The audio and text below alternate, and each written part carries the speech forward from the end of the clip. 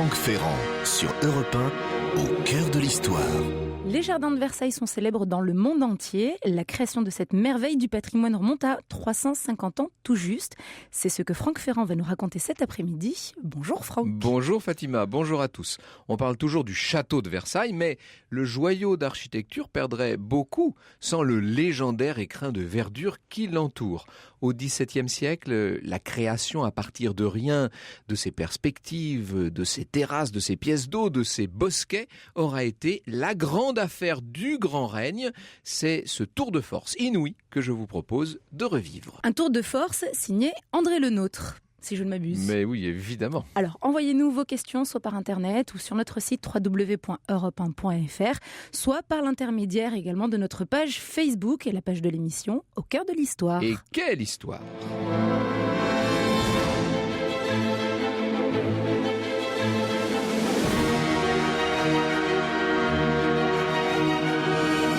13h30, 14h30 sur Europe 1. Au cœur de l'histoire, Franck Ferrand.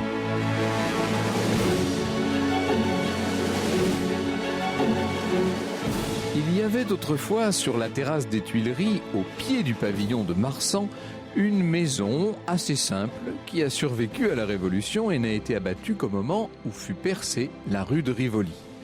Sur un vieux plan du temps de Louis XIV, on y lit l'inscription suivante: Maison de Monsieur Le Nostre, avec un beau S. Ce n'est pas un homonyme dont on parle. En effet, cette bicoque, admirablement située, à défaut d'être luxueuse, était bel et bien la demeure parisienne du grand jardinier. Jardinier selon l'appellation de l'époque. Aujourd'hui, on dirait architecte paysagiste. C'est là qu'est mort Le Nôtre. C'est là qu'il a vécu, en tout cas à chaque fois que ses talents n'étaient pas requis à tel ou tel endroit, à Vaux, à Chantilly, à Sceaux, à Meudon, à Saint-Cloud, Fontainebleau, Trianon et bien sûr Versailles. Et même, c'est probablement là qu'il est né le 12 mars 1613. Il collectionnait dans cette maison, Le Nôtre, il collectionnait les œuvres d'art et pour que tout le monde pût en profiter, en son absence, il laissait pendre ostensiblement la clé de la maison à un clou au dehors. C'est du moins ce que voudrait une tradition familiale rapportée par son arrière-petit-neveu. L'arrière-petit-neveu en question, c'est le célèbre écrivain Gosselin Le Nôtre, le G. Le Nôtre de nos lectures d'enfance, considéré comme le pape de la petite histoire et auquel nous aurons l'occasion assez bientôt de consacrer une émission.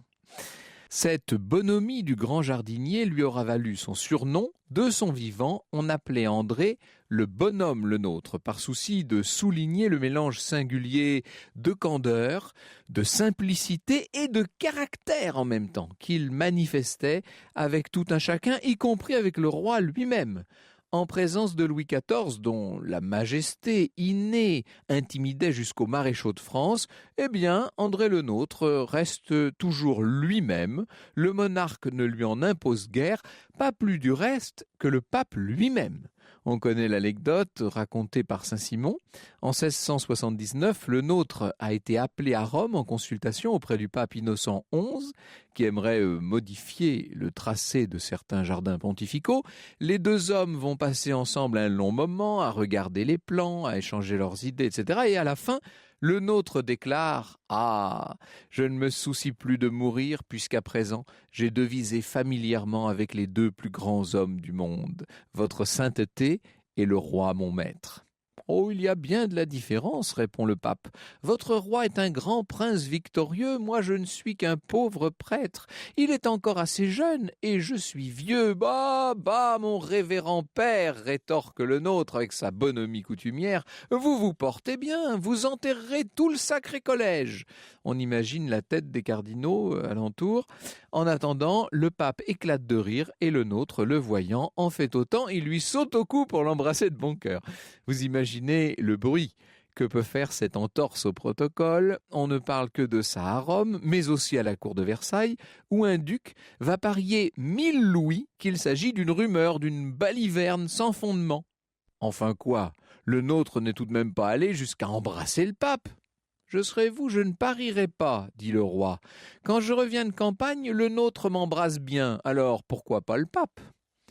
Du reste, quand il est à Trianon, Louis XIV fait donner au vieux jardinier un logement tout près du sien et dont les chambres communiquent par tout un jeu de portes et de couloirs, de sorte que, en laissant les portes ouvertes, ils peuvent deviser tranquillement le soir avant de s'endormir. Eh bien, malgré ces privautés extraordinaires et même tout à fait uniques, le jardinier ne se laissera jamais tourner la tête. Ainsi, quand Louis XIV prétend lui donner des lettres de noblesse et les armoiries qui vont avec, « Oh, j'en ai déjà de belles, répond le nôtre, 3 limaçons couronnés d'un trognon de chou. » Sauf que cette fois, le roi le prend au mot et ce sera désormais l'écusson officiel de la famille Le Nôtre. On sait que par ailleurs Louis XIV avait autorisé son ami jardinier à porter sa médaille de l'ordre de Saint-Michel, normalement réservée aux roturiers, et qui se porte donc avec un cordon rouge, de la porter avec le cordon bleu de l'ordre du Saint-Esprit, beaucoup plus prestigieux, ce dont le bonhomme ne parut tirer aucune vanité, mais du reste, vous l'avez compris, Le Nôtre n'était pas vaniteux pour un sou. Quand André Le Nôtre, ça, ce qu'on vient d'entendre, ce sont bien entendu les accents d'une des symphonies pour les soupers du roi de Michel Richard de Lalande. C'est en l'occurrence l'air d'Encelade. Je vous disais que quand André Le Nôtre s'est senti trop vieux pour continuer d'exercer sa charge, il est vrai, tout à fait accablante, il a demandé l'autorisation de se retirer et il est venu vivre ses derniers jours auprès de son épouse, Françoise Langlois Le Nôtre, qui était une vieille femme douce, digne, bonne ménagère, où cela, mais évidemment dans la maison des Tuileries dont je vous parlais tout à l'heure. Et comme les Le Nôtre à cette époque ont déjà perdu leurs 3 enfants, eh bien ils adoptent pour ainsi dire leurs neveux et nièces et constituent une nouvelle famille. C'est ainsi qu'en 1698 encore, le voyageur Lister pourra apercevoir celui qu'il nomme le vieux monsieur de beaucoup de talent, se promenait vêtu de son inusable juste au corps brun à boutons dorés dans les rues du centre de Paris. Alors que fait-il, le bonhomme Le Nôtre? Qu'est-ce qui le pousse à sortir encore de chez lui par un après-midi d'hiver? Eh bien, vous l'avez deviné, c'est la recherche de nouveaux bibelots, de petits objets d'art qu'il ne cessera jamais de chiner en vue d'enrichir sa collection. On imaginerait Le Nôtre retraité passant son temps à tailler des rosiers ou des haies. Eh bien, pas du tout. Sa passion à lui, c'est d'écumer les brocanteurs et les antiquaires à la recherche de trésors.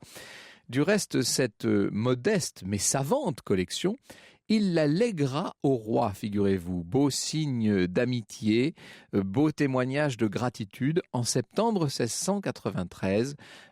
Signe de respect peut-être aussi. Le Nôtre lègue donc au roi tout ce qu'il considère comme des chefs-d'œuvre. Il faut dire qu'il y a des chefs-d'œuvre dans cette collection, puisqu'il figure notamment le célèbre port au soleil couchant du Lorrain. C'est aujourd'hui devenu, vous savez, un des clous du musée du Louvre. En effet, ce tableau était devenu d'emblée peut-être l'un des plus beaux tableaux de la collection de Louis XIV.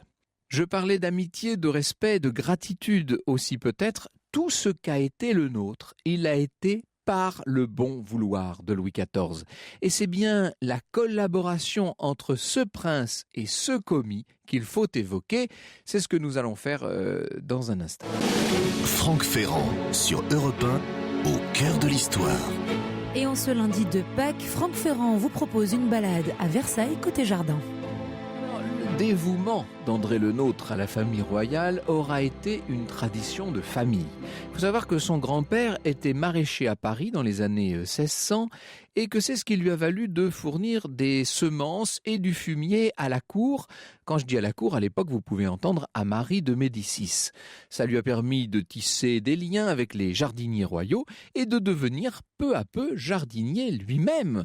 Ça lui permet aussi de caser son fils, donc le père d'André, aux Tuileries, comme jardinier du roi, et de marier ses filles, l'une au pépiniériste du roi, l'autre aux gardes des orangers de Sa Majesté. Autant dire que dans la famille Le Nôtre, désormais on sème, on taille, on sarcle, on arrose du lever au coucher du soleil, mais pour le roi, j'allais dire quasiment par le roi. C'est un véritable sacerdoce qui s'exerce dans cette famille. à tel point que c'est une catastrophe lorsqu'André, il a atteint environ 20 ans à cette époque, décide de choisir une autre carrière et de se faire admettre dans l'atelier du grand peintre Simon Vouet. Il faut vous dire que le nôtre a depuis très tôt développé un grand talent de dessinateur. Il a le sens notamment de l'ombre, du modelé, et s'il n'est pas très doué pour la peinture, il est en revanche le maître du trait. C'est dans l'atelier de Vouet qu'il va faire la connaissance d'un certain Lebrun, ce qui plus tard aura évidemment de grandes connaissances. Il développe déjà un sens aigu de l'harmonie, qu'on ne s'y trompe pas. Le nôtre est d'abord, il restera toujours un dessinateur, et celui que nous voyons, nous, aujourd'hui, avec le recul des siècles, comme un jardinier, est d'abord celui qui dessine le paysage. À la réflexion, il n'en fait pas moins machine arrière. En 1635, il a 22 ans.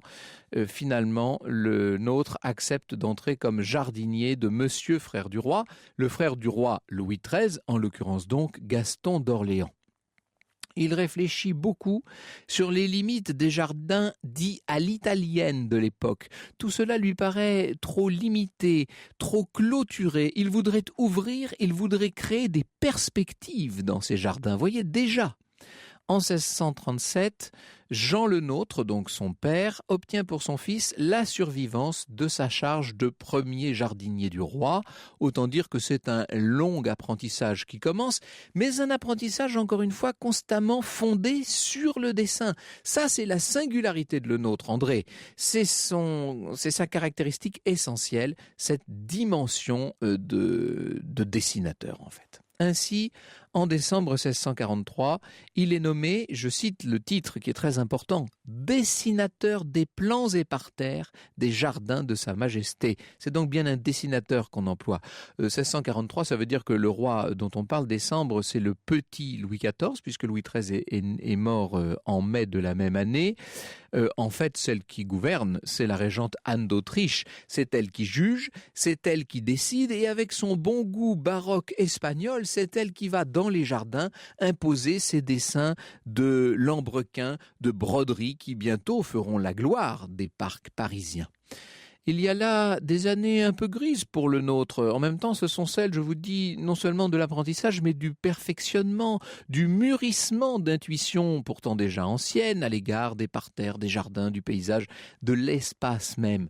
Le nôtre observe, il constate, il s'informe, il lit. Il lit notamment, on sait ça, il avait obtenu de se procurer l'ouvrage posthume de Claude Mollet, Le théâtre des plans et des jardinages. Là, on est dans le cœur même de l'inspiration d'André Le Nôtre. Et puis, ne nous cachons pas derrière notre petit doigt, André Le Nôtre fait carrière. Au printemps 1657, il achète la charge de conseiller du roi et contrôleur général des bâtiments. Entre parenthèses, ça m'amène à faire 3 réflexions, ça. D'abord, vous voyez la force des réseaux familiaux dans les carrières que l'on peut faire à la cour à cette époque-là. Ensuite, vous voyez à quel point l'univers social encadre littéralement, porte certes, mais en même temps contraint les grands créateurs du XVIIe siècle. Et puis, enfin, vous voyez quels sont les liens étroits qu'on établit à cette époque entre bâtiments et jardins. On a pour habitude de considérer le jardin comme un écrin de verdure autour du joyau bâti. Eh bien, en vérité, c'est plus que ça. Le jardin devient, sous Louis XIII, sous Louis XIV, il devient littéralement la moitié de l'habitat.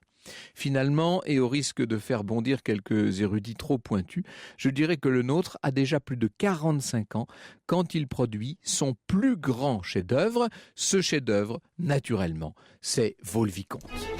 Le jardin de Vaux-le-Vicomte, donc qui entoure la plus belle maison de France incontestablement, ont beaucoup évolué depuis le nôtre. Les frères Duchesne sont passés par là, les jardins ont changé un peu de physionomie, les parterres ont été complètement modifiés, mais la structure d'ensemble, elle, n'a pas changé. Et tout l'art de le nôtre est déjà là. Il y a les terrassements, les perspectives, les plans d'eau, les parterres et leurs broderies, tous ces bosquets. Ce qu'il y a de sidérant à Vaux et de génial, c'est surtout le fameux renversement de perspective.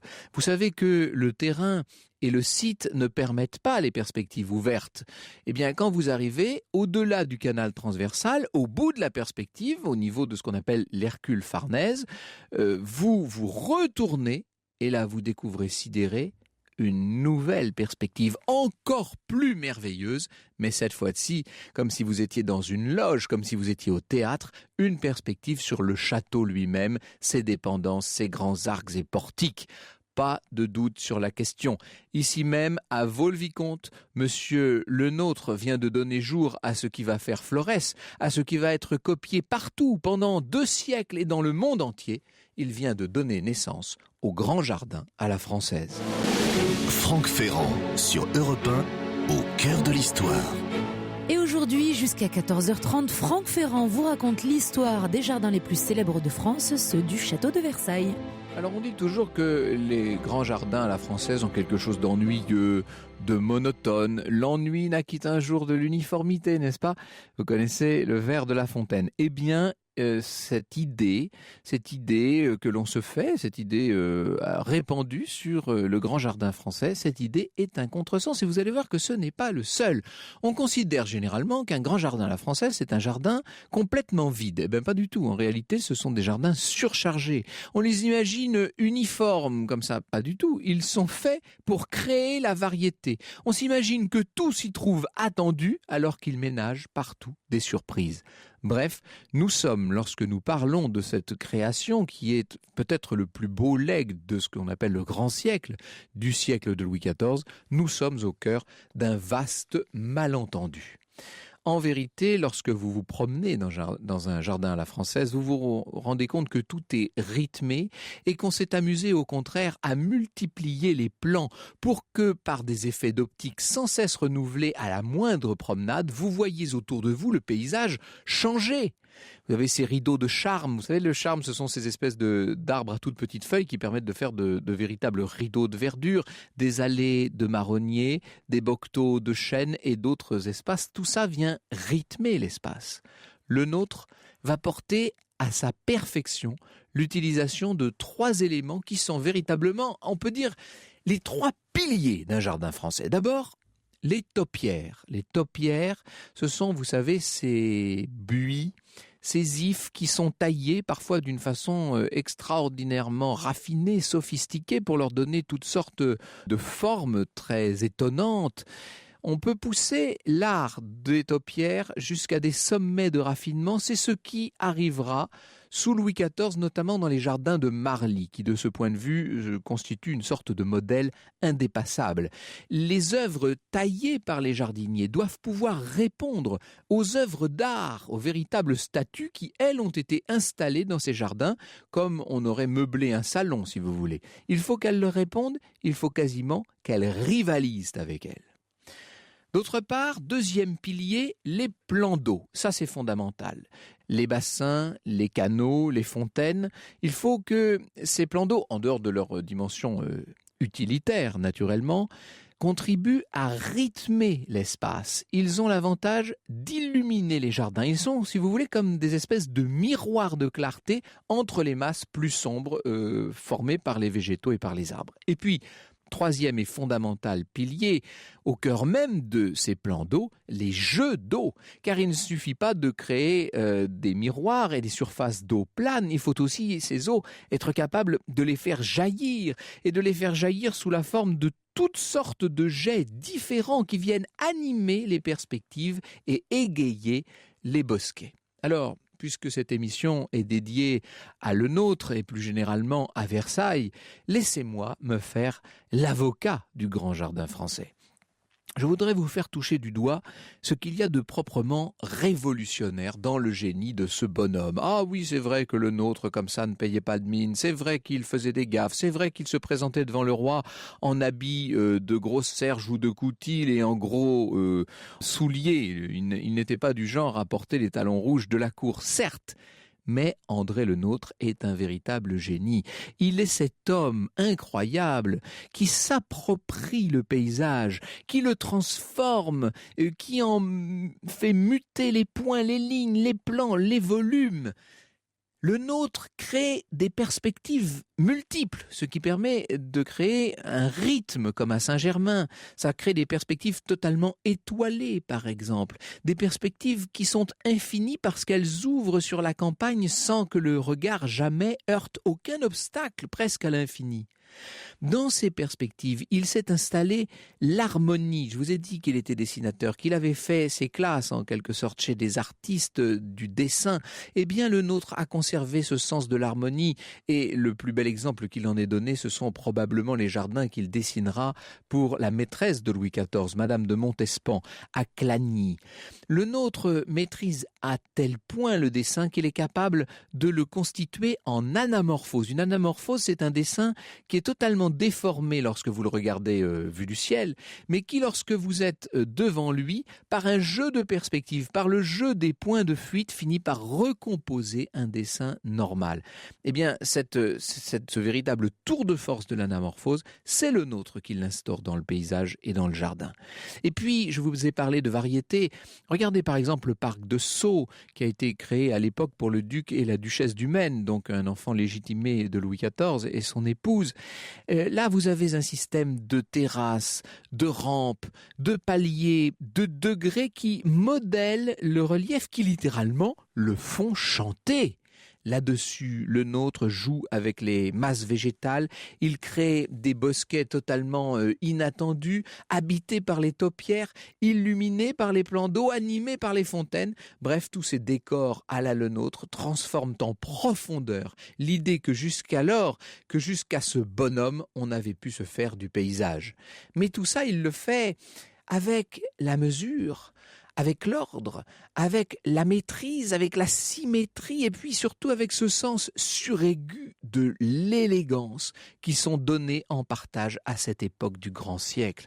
Vous savez, c'est assez fascinant lorsque vous regardez les maisons construites à cette époque, mais même si vous allez plus loin, lorsque vous regardez par exemple les ponts ou les fontaines dont on a embelli les routes ou les villes de l'époque du grand siècle, vous vous rendez compte que la pierre et le végétal autour d'elle et l'ensemble de la création donnent le sentiment de chanter dans une sorte d'harmonie presque inaccessible. D'où vient le génie des constructions de l'époque ?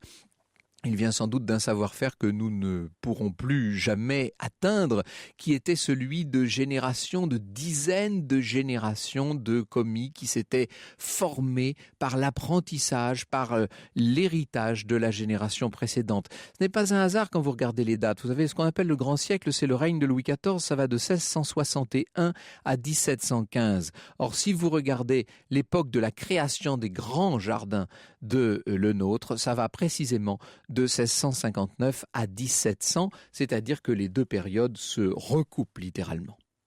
Au fond de lui, à titre personnel, le nôtre est resté André, si je puis dire, à la fois artisan et homme de la terre, et s'il a l'ambition dévorante même d'être et de rester le premier dans son domaine, il n'essaie pas de se hisser hors de ce domaine. Son assurance tient à la maîtrise qu'il a su acquérir de son art, et c'est là qu'on peut regretter que le nôtre lui-même n'ait pas jugé utile de nous livrer la quintessence de son savoir et de son expérience. Ce savoir, finalement, c'est maintenant comme si chaque génération de jardiniers se devait de le redécouvrir pour elle-même. Pourquoi une telle variété dans le choix des essences d'arbres à planter, me direz-vous ? Eh bien, parce qu'il faut tenir compte de la nature, du climat, du sol, de l'irrigation, de l'exposition au soleil, au vent, etc. Il n'y a donc pas de règle absolue dans ce domaine. Autre question, pourquoi possède-t-on si peu de plans de la main de le nôtre, lui qui était si bon dessinateur ? Eh bien, parce que cet art-là se fait sur le tas, en grandeur réelle, par tâtonnements successifs. Il m'arrive d'errer, vous savez, comme une ombre, parmi les fantômes encore embrumés de Versailles, par certains petits matins du printemps. Là, c'est la bonne période pour faire ce genre de promenade. Eh bien, on peut dire que dans ces moments-là, ma gratitude pour le nôtre ne connaît quasiment pas de limite. Vous êtes là, vous admirez, vous contemplez, et tout votre être dit sans qu'il soit besoin de prononcer une parole, « Merci, merci, monsieur le nôtre ». Juste après le flash de 14h, nous recevrons celle qui a écrit la vie des grands jardiniers de Versailles, Patricia Bouchenaud-Deschamps, et elle sera avec celui qui pourrait être son modèle actuellement, le jardinier en chef des jardins de Versailles, Joël Cottin. –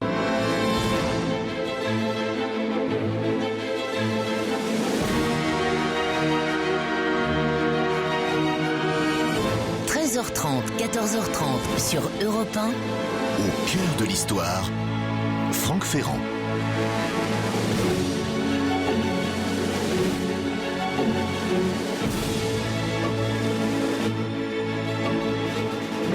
Le grand historien américain du château de Versailles, William Newton, vient de publier un nouvel ouvrage qui, après les intérieurs de Versailles, vous savez, Newton est cet homme qui a étudié point par point, appartement après appartement, les différents occupants du château. Après s'être donc intéressé aux intérieurs, le voilà qui nous ouvre de nouveaux horizons sur les extérieurs. Et quels extérieurs ? Pour compléter mon point de vue sur le nôtre et parler des jardins de Versailles, j'ai réuni cet après-midi deux très grands connaisseurs. Joël Cottin est tout simplement le jardinier en chef du château de Versailles. Ça ne s'invente pas. Merci Joël Cottin d'être des nôtres. Et merci à Patricia Bouchenaud-Deschamps qui non seulement a, il y a quelques années, publié un très bel ouvrage sur Henri Dupuy, jardinier du roi, mais a préfacé l'ouvrage de Newton. C'est vous qui nous faites en quelque sorte l'antichambre de cet ouvrage. Ce qui est très intéressant, Patricia, c'est que vous nous parlez de tout ce que l'historien américain a négligé, puisque lui commence son propos à la mort de Louis XIV et il nous emmène jusqu'à la toute fin de l'Ancien Régime, jusqu'à la Révolution. Vous nous parlez de ce que vous appelez l'âge d'or des jardins. En quoi est-ce que cette deuxième partie du règne de Louis XIV constitue-t-elle pour les jardins un véritable âge d'or ?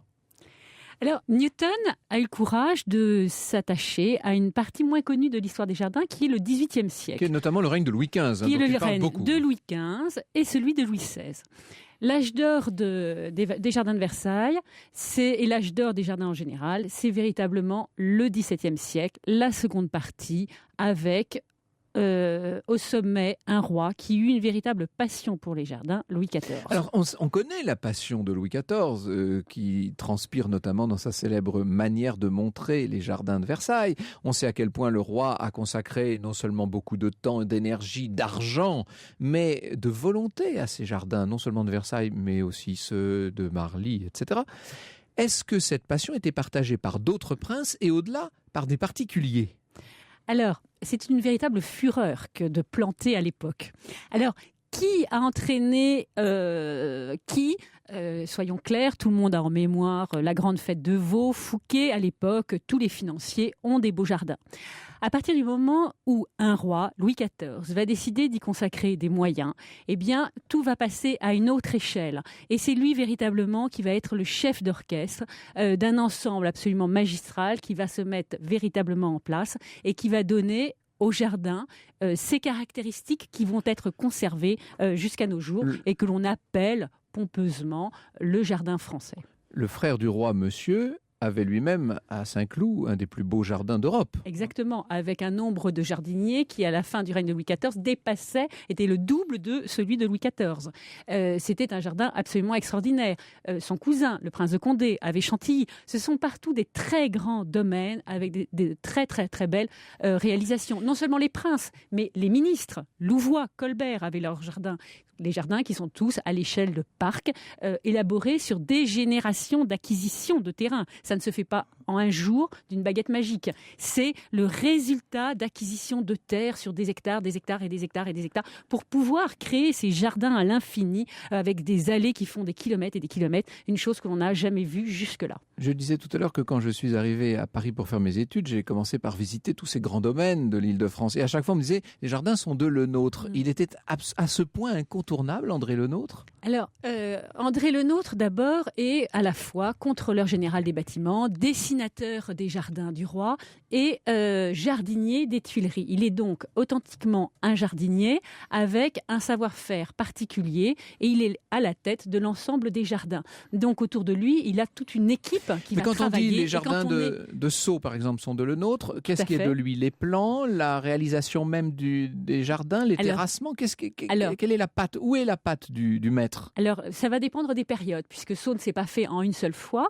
Et donc, le nôtre va arriver à une période particulière pour tracer une partie de jardin qui est parfaitement identifiée maintenant. Et on reconnaît parfaitement sa patte. Joël Cottin, vous qui êtes aujourd'hui, on peut dire, à la place de le nôtre, est-ce que vous le considérez un peu comme un saint patron? Est-ce qu'il reste, 3, 4 siècles plus tard, est-ce qu'il reste le maître des jardiniers français? Je pense, évidemment, on a la chance de travailler à Versailles et puis de travailler derrière le nôtre, c'est quand même un grand privilège.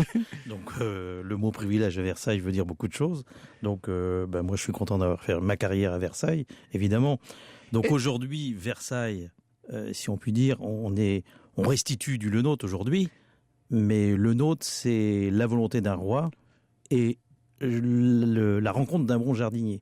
Je pense que sans ça... Oui, c'est vraiment une alchimie de ces deux personnages. C'est Louis XIV plus le nôtre. Voilà, je pense que c'est ça. Ce qui est extraordinaire à Versailles, c'est que contrairement à un très grand nombre d'autres domaines, les plans n'ont pas été refaits au 19e. On a beaucoup de grands parcs à la française qui ont été totalement revus, évidemment, par un certain nombre d'architectes dont certains sont célèbres. Mais pour ce qui est de Versailles, on est vraiment encore sur les plans de le nôtre qui ont été remaniés au 18e, un petit peu transformés au 19e, mais qui pour 90% sont encore là. Oui, on a une bonne documentation sur Versailles, les documents historiques sont là, les comptes du roi sont là, donc à chaque fois qu'il y a restitution, je dis bien restitution, donc ça veut dire qu'on refait pratiquement à l'identique de le nôtre. Bon, pas tous les bosquets, on n'aura pas la chance par exemple de refaire le bosquet du labyrinthe parce que c'est trop complexe, mais on va dire dans 80% des cas, Versailles reste la patte de le nôtre. Ce qu'on refait, c'est toute la structure, je pense notamment à tout le système des treillages, on restaure les pièces d'eau, on remet en place les objets d'art. Pour ce qui est du végétal, quelle est la part du dessin initial de le nôtre que vous respectez encore aujourd'hui? On a quasiment plus de charmilles aujourd'hui à Versailles, enfin de moins en moins. Alors si, on a quand même le retour des charmilles depuis 20 ans. Donc là, depuis 20 ans, on s'est employé sur une restitution correcte, importante, notamment grâce aux deux, enfin je ne vais pas dire grâce, mais sous l'effet des deux tempêtes qu'on a eues, celle de 90, du samedi 3 février 90 et celle du dimanche 26 décembre 99 qui a goûté quand même la perte de plus de 10 000 arbres. Donc on a décidé là de reprendre une vraie replantation, la 3e. Donc, et celle-ci va quand même rentrer dans le cycle de le nôtre, donc retour des charmilles. Alors il faut expliquer d'ailleurs ce que sont les charmilles pour ceux qui n'auraient pas la main verte. Voilà, 2 plantes magnifiques à Versailles, on va dire. C'était l'orme qui a complètement disparu avec la maladie de la graphiose. Donc là, tous ces grands aliments qu'on a aujourd'hui ne sont plus composés d'orme, mais de tilleul. Donc, et la charmille, elle aujourd'hui, c'est 40 km à Versailles de lisières de charmille. C'est-à-dire ce que vous appelez des lisières de charmille, pour parler de façon vulgaire, pardon, mais j'assume, ce sont des rideaux végétaux, tout simplement. Voilà. C'est-à-dire qu'on arrive à avoir un fond de verdure qui est tellement bien taillé qu'on a l'impression d'un écran, d'un rideau. Voilà. Et j'invite tout le monde à passer au mois d'avril à Versailles, parce que c'est là qu'on a la pousse de la charmille, on l'a vu tout à l'heure. C'est la belle saison. Vous êtes peut-être en voiture, il est possible que vous nous écoutiez en route pour Versailles. Franck Ferrand sur Europe 1, au cœur de l'histoire.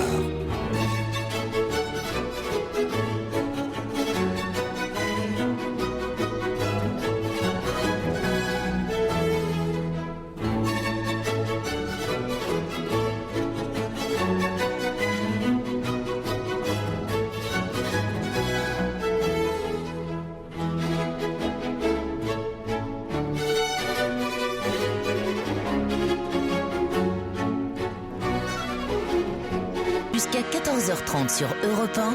Plongez au cœur de l'histoire avec Franck Ferrand.